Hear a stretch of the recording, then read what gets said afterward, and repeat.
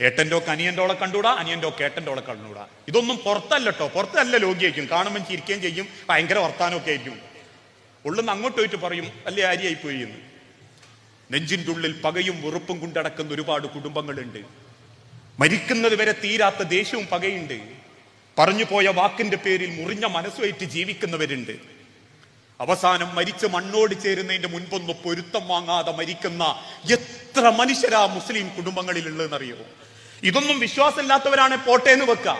അവല് ഭക്തിന് ഒന്നാമത്തെ സൊഫിൽ വന്നിരിക്കുന്ന ഒരു വാപ്പാക്കും ഉമ്മാക്കും കുടുംബത്തിന്റെ ഭംഗി കണ്ടെത്തി തിരിച്ചു പോകാൻ പറ്റിയിട്ടില്ലേ? എന്ത് കാവലാ നിങ്ങൾ പടച്ചോന്റെ അടുത്തേക്ക് കൊണ്ടുവന്ന്? എന്ത് സമാധാനത്തിൽ ഞങ്ങൾ അള്ളാന്റെ അടുത്തേക്ക് മടങ്ങാൻ ആഗ്രഹിക്കുന്നത്? നാട്ടിലെ ഖുർആൻ ക്ലാസ് ഉണ്ടോ?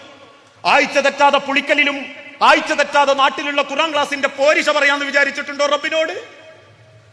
വെള്ളിയാഴ്ചത്തെ മഹത്തരമായ ഖുർആനിന്റെ വചനങ്ങളെ പറ്റിയുള്ള ഖുത്ബ മാത്രം മതി എന്ന് വിചാരിച്ചിട്ടുണ്ടോ? അല്ലെങ്കിൽ കിടന്നും ഇരുന്നും സങ്കടപ്പെട്ടും ബുദ്ധിമുട്ടിയും നിസ്കരിച്ചു തീർത്ത നെറ്റിത്തടത്തിലെ നിസ്കാരത്തെ കൊണ്ടും